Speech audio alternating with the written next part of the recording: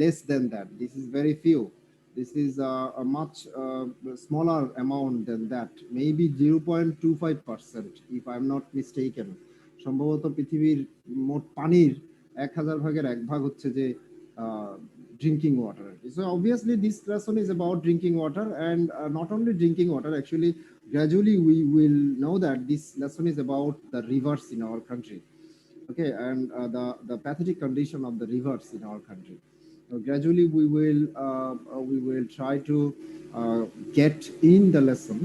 And there is another activity that with a group of friends make a survey of ponds or water, blah blah blah. So these things are actually, if we were in the classroom, real classroom, we could do these activities with you. So let us skip these activities now. We just go to the lesson, get into the lesson directly. Okay, so the very first opening of the lesson is like this: water, water everywhere, and all the boats did shrink. Water, water everywhere, nor any drop to drink. So these 4 lines are taken from Samuel Taylor Coleridge's poem, The Rime of the Ancient Mariner. This poem is one of the greatest poems of English literature, and perhaps Samuel Taylor Coleridge, or S.T. Coleridge is his literary name. S.T. Coleridge's best poetry is this, The Rime of the Ancient Mariner. It's a very long narrative poem, and the lines are like these small lines. Okay, so this is a very significant story, and in your lesson this story is not derived, not described in this way, but I will try to give you a short summary of this great story. That this is a rhyme, means small poem, small lines, and ancient mariner. Mariner means sailor, and ancient means very old. So he is a very old sailor. Okay, let's start reading this lesson first. Coleridge's poem, A Ballad. What is a ballad? Ballad is a long narrative poem. Okay, this is called ballad. So this, The Rime of the Ancient Mariner, is actually a ballad. And this poem narrates the harrowing sea voyage. Harrowing means very, what should I say? Very adventurous and very dangerous sea voyage, I mean sea journey, of an old mariner who at one point of his journey didn't have any water to drink because of a curse. So this one sentence is given about the story, about the story of the poem. But I'd like to give you something more in detail from this story, Ancient Mariner. The thing is that the ancient mariner or the old sailor, please try to listen to me very carefully, because I'm going to give you the outline of the story. Okay, the ancient mariner or the old sailor, one day he stopped a guest, a marriage guest, in front of a church of a wedding ceremony, and he told his experience to that guest.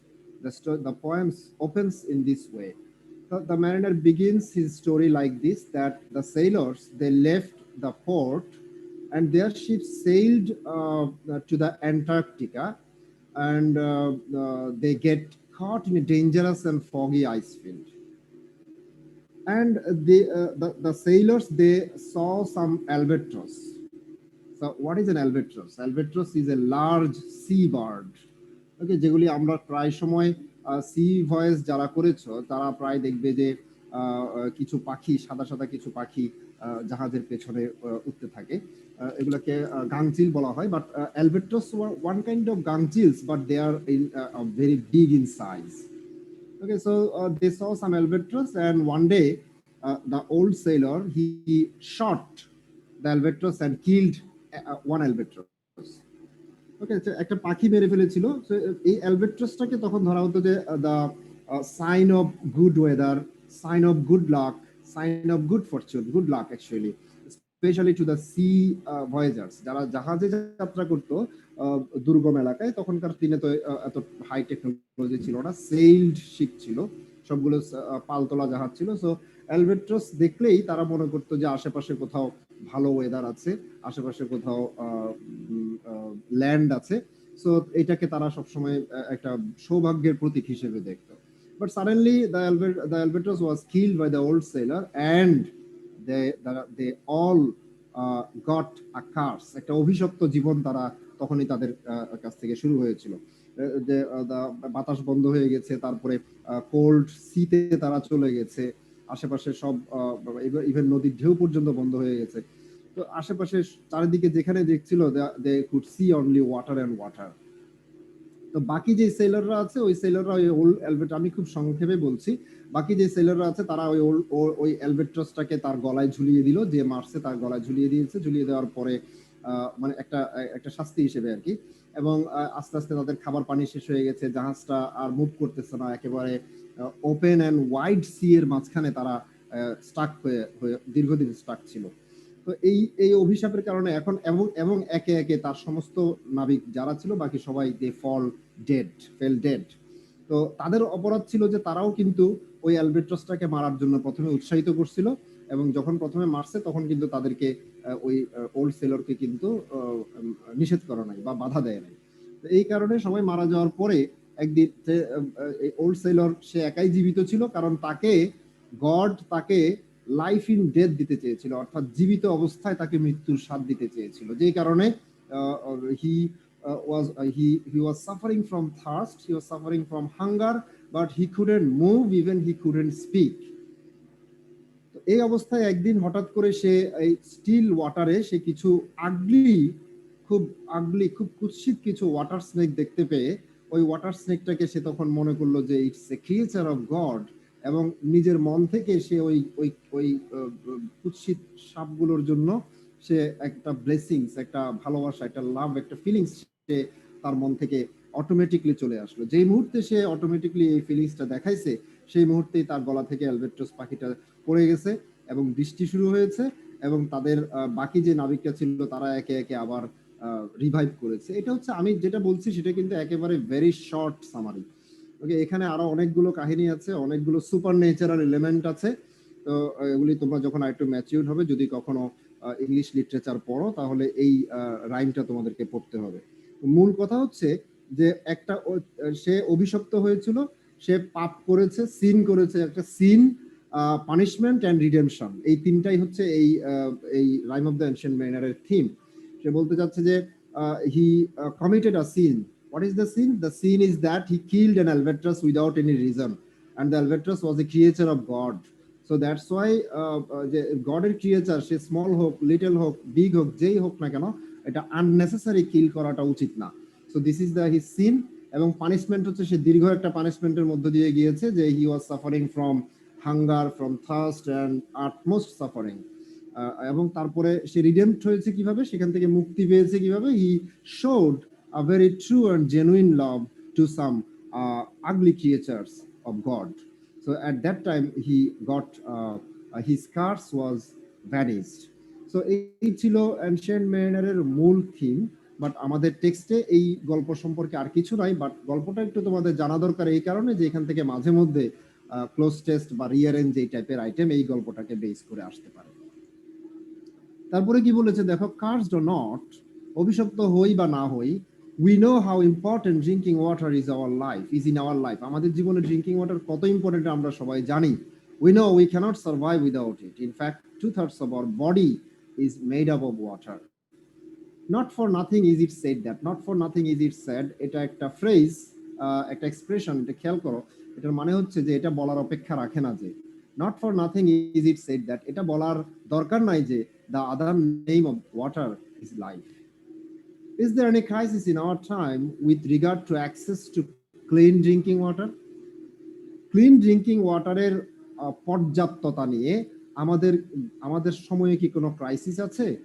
Question করেছে কিন্তু উত্তর দেয় নাই। Obviously আমরা কিন্তু clean drinking ওয়াটারের বা pure drinking ওয়াটারের crisis feel করছি। হয়তো আমরা যারা শহরে আছি তারা হয়তো খুব সহজেই অ্যাভেইল করতে পারছি, বাট অনেক এরিয়া আছে বাংলাদেশে যেখানে এখনো clean drinking water is a very scarce or very rare. Okay, the United Nations in a meeting on the eve of the new millennium শব্দটার বানানটা একটু খেয়াল রাখো, এটা কিন্তু প্রায় ভুল হয়। মিলেনিয়াম মানে হচ্ছে সহস্রাব্দী। on the eve মানে হচ্ছে প্রাককালে, শুরুতে। on the eve of, নতুন সহস্রাব্দীর যে শুরুতে, যে প্রাককালে, সেই শুরুতে ইউনাইটেড নেশন একটা মিটিং এ আইডেন্টিফাই করেছেন বা চিহ্নিত করেছেন ড্রিঙ্কিং ওয়াটার প্রবলেমকে as one of the challenges for the future. ফিউচারে এটা একটা চ্যালেঞ্জে পরিণত হবে। But do you need to worry about the problem? আমাদের কি এই সমস্যা নিয়ে চিন্তা করার দরকার আছে? As ours is a land of rivers and we have plenty of rainfall. যে আমাদের তো আমাদের দেশটা হচ্ছে আওয়ার্স, আওয়ার্স মানে আমাদের কান্ট্রি, আমাদের দেশটা, আমাদের ল্যান্ডটা is a land of rivers, একটা নদীমাতৃক দেশ, নদীর দেশ। And we have plenty of rainfall, এবং আমাদের দেশে প্রচুর বৃষ্টিপাত হয়। বিসাইডস, পাশাপাশি তার উপরন্তু we have a sea in our backyard too, আমাদের ব্যাকগ্রাউন্ডেও কিন্তু একটা সি আছে। সো এত পানির এত বিশাল সোর্স থাকা সত্ত্বেও আমাদের কি চিন্তা করার দরকার আছে? সো এই কোশ্চেনটা কিন্তু আমাদেরকে কোশ্চেন করেছে, বাট উত্তরটা আমাদেরই বের করতে হবে, আমাদেরকেই জানতে হবে। এবং অবভিয়াসলি একটু আগেই বলেছি, আমাদের এত পানির সোর্স থাকা সত্ত্বেও কিন্তু ড্রিঙ্কিং ওয়াটার নিয়ে আমাদের যথেষ্ট দুশ্চিন্তা আছে। This is a concern for us. And in our country every year millions of people, especially children, they suffer from diarrhea and other kinds of stomach related diseases just because of the polluted or impure drinking water. Okay, so এরপরে বলেছে one of the sources of water in our country is the rivers. Rivers are so now this passage starts with the line starts with the topic of rivers. যে আমাদের দেশে reverse হচ্ছে একটি পানির খুব ভালো একটা সোর্স, বেশ ইম্পর্টেন্ট একটা source. Rivers are everywhere in our life, literature, economy and culture. আমাদের জীবন, আমাদের লিটারেচার, আমাদের অর্থনীতি এবং আমাদের সংস্কৃতিতে রিভার কিন্তু জড়িয়ে আছে সব জায়গায়। আমাদের প্রত্যেকটা ক্ষেত্রেই কিন্তু রিভারের অস্তিত্ব আছে। But are the rivers in good shape? নদীগুলো কি ভালো অবস্থায় আছে? Unfortunately they are not. এবার উত্তর দিয়েছে যে আসলেই দুর্ভাগ্যজনকভাবে তারা কিন্তু ভালো অবস্থায় নাই। A few are already dead and several are going through the pangs of death. Pangs of death মানে হচ্ছে মৃত্যু যন্ত্রণা। তাহলে অল্প কিছু নদী অলরেডি মারা গেছে।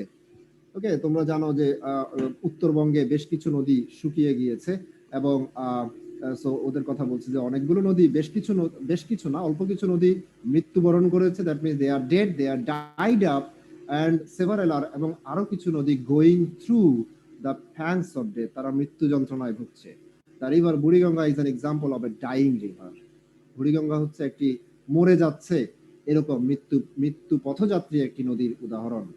A report published in the Daily Sun describes, Daily সানে প্রকাশিত একটি রিপোর্ট, আর report published in the Daily Sun. দেখো, published in the Daily Sun, কিছু কিছু গ্রামার তোমাদেরকে একটু আইডিয়া দিচ্ছি। Published in the Daily Sun, এই অংশটা কিন্তু একটা মডিফায়ারের কাজ করেছে।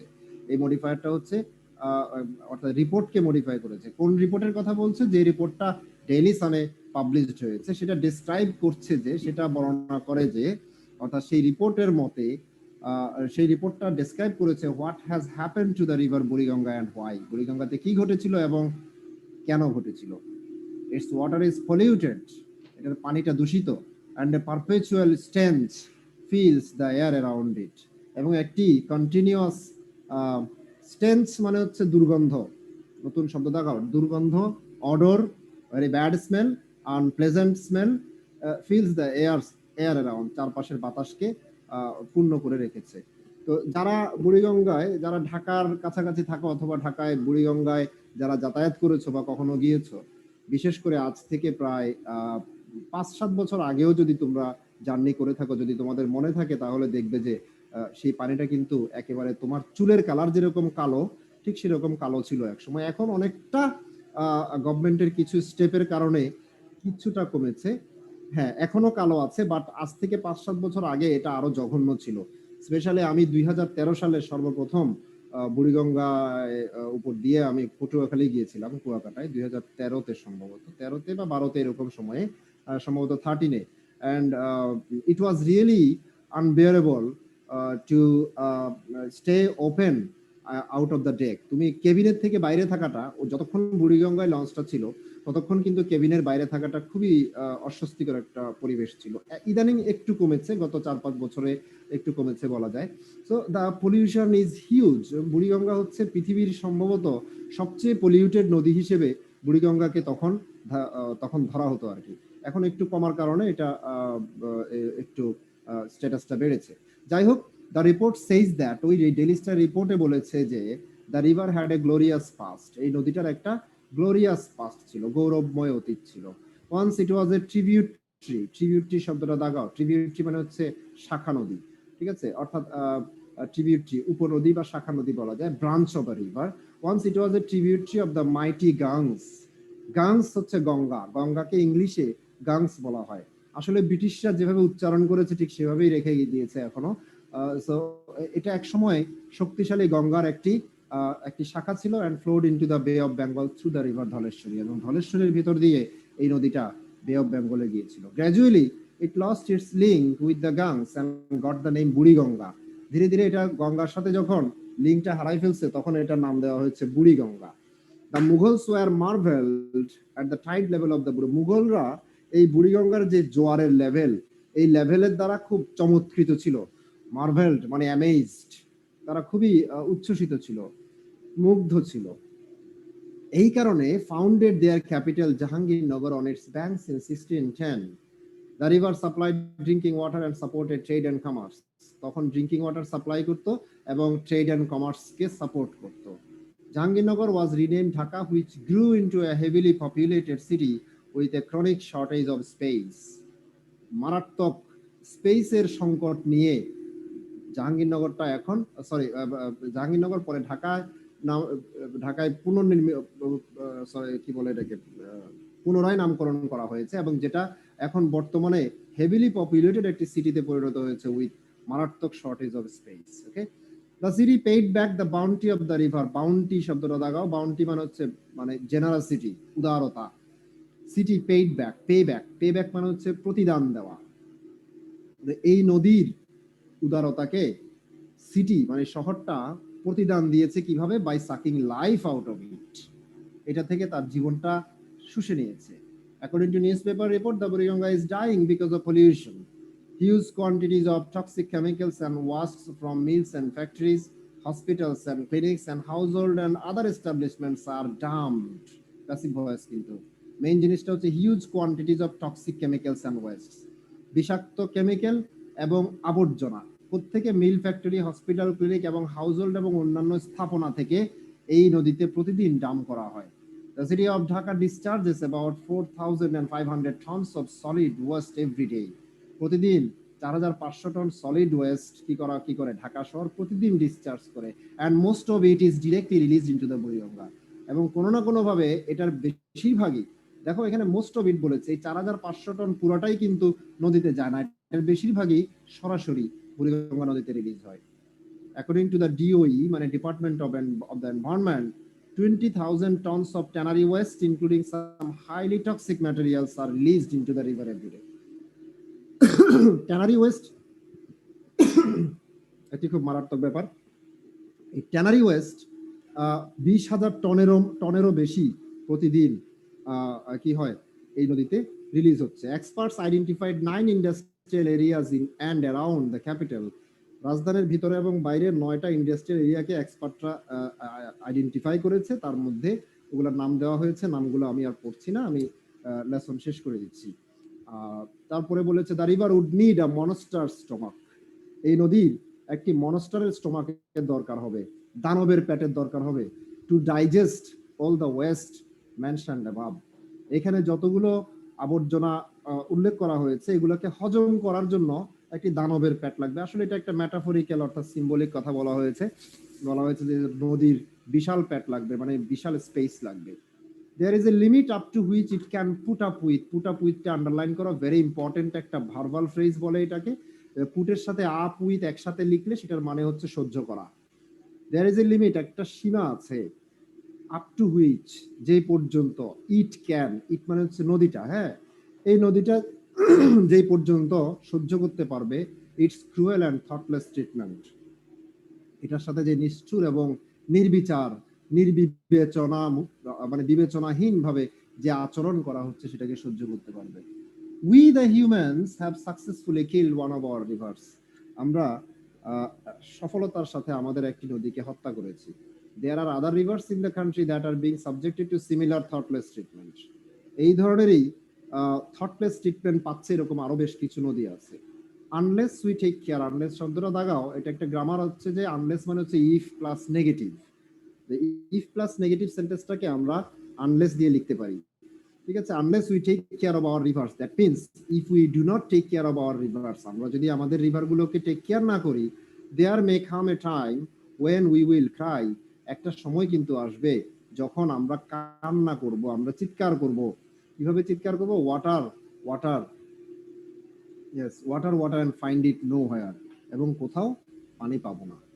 So this is actually a passage about lesson about what to raise some awareness about the what about the rivers, about the condition of the rivers, that we should take care of our rivers for ourselves. আমরা যদি নদীতে এবং the rivers and all the canals, তোমরা যদি চট্টগ্রাম শহরের কথা চিন্তা করো, যারা বিগত 3-4 বছর আই মিন 2016, 17, 18, বিশেষ করে 17, 18, 19 এই 3 বছর যারা চট্টগ্রাম শহরের এই এলাকায় হালিশহর এবং এই তোমার এই দিকে, এই দিকগুলোতে আর কি, দক্ষিণ মধ্যম হালিশহর বা মুন্সিপাড়া এলাকা অথবা এই সমস্ত এলাকায় যারা অবস্থান করেছো, তারা নিশ্চয়ই খেয়াল করেছো যে আমাদের কিরকম পানির ভিতরে আমাদেরকে থাকতে হয়েছে। সো এটার কারণও কিন্তু এই যে আমাদের যে ক্যানেলগুলো আছে, স্পেশালি চট্টগ্রাম শহরে কিন্তু তিনটা খুব ইম্পর্টেন্ট ক্যানেল আছে, খাল আছে। একটা হচ্ছে মহেশ খাল বলে, যেটা আমাদের ঠিক পাশ দিয়েই একটা শাখা তার গিয়েছে, মহেশ খাল। আরো 2টা খাল, একটা চাকতাই খাল, আর একটা খালের নাম আমি ভুলে গেছি, ওটা সম্ভবত পতেঙ্গার দিক দিয়ে ঢুকছে। তো এই 3টা ভেরি ইম্পর্টেন্ট খাল, 3টা খালের মধ্যে মহেশ খাল এবং চাকতাই খাল, এই দুটাই কিন্তু almost filled up with what with encroachment, human encroachment. মানুষ কিন্তু বিভিন্নভাবে এই খালগুলোকে ভরিয়ে ফেলেছে, তারা অবৈধভাবে খালের পাশে স্থাপনা তৈরি করে, প্লাস সেখানে ওয়েস্ট, আবর্জনা ফেলে। তোমরা যদি কখনো এখান দিয়ে আমাদের কলেজের পাশ দিয়ে পাশেই জানি না তোমরা চিনেছো কিনা, অ্যাপেক্সের পেছনে, অ্যাপেক্সের শোরুমটা